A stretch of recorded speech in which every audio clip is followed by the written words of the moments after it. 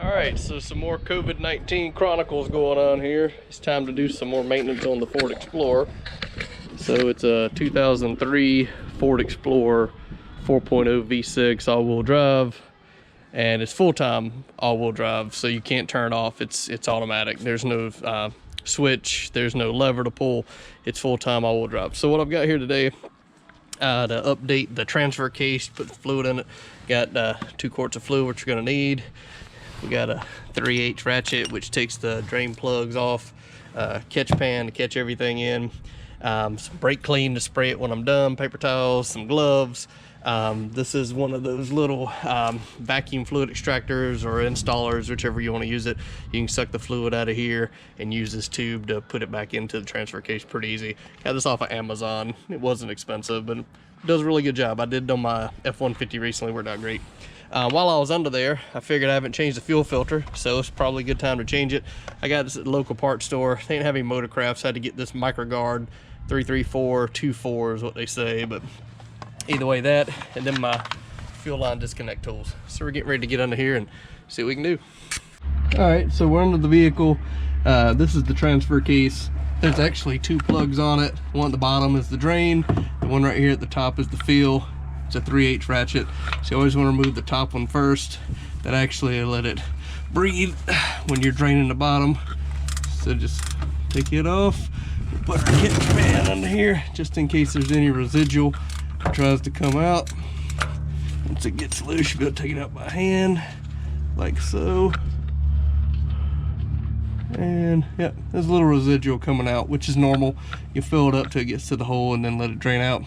I've also got the vehicle up on ramp, so it's got a little bit of an incline to it. So there's that one. Once we get that out, put that over here out of the way.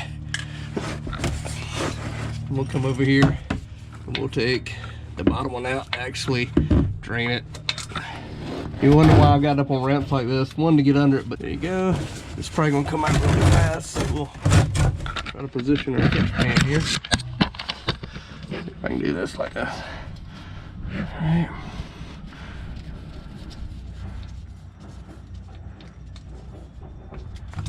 There we go. All right.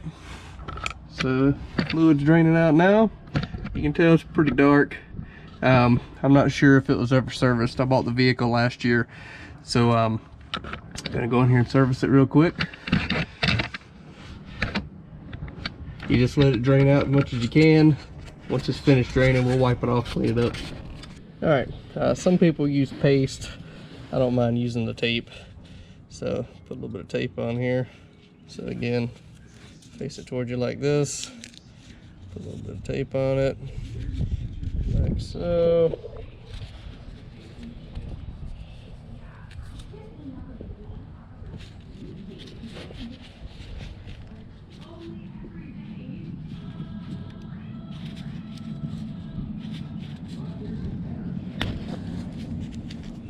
That way when you turn it, it turns in the same direction, so don't pull your tape off. So there you go. Those are ready. Now we can put them back under there. Start wiping it off some. Let's see here.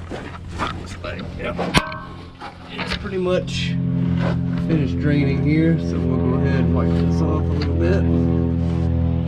Clean as we can.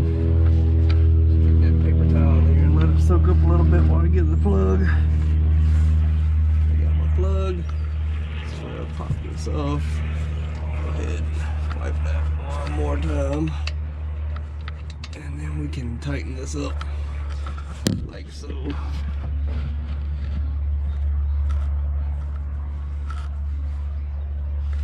Alright, take your ratchet. This is like a 18 foot-pounds of torque, so it's not much. So I don't feel like I'm going to get my torque wrench. So if you hold it up here by the head and tighten it, you won't really over tighten it. Just get it nice and snug. Something like that. Okay, good to go. Now we'll put the fluid up here at the top, and once it's full, we'll put the plug in it.